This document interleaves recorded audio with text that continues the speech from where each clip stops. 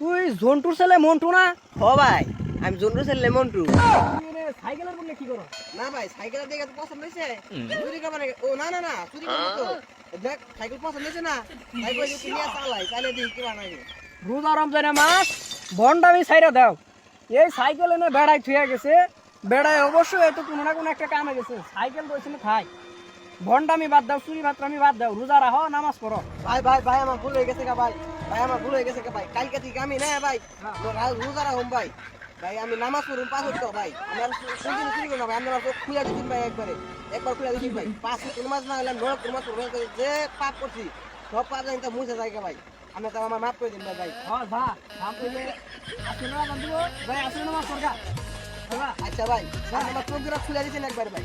কাকা একটা কথা আছে।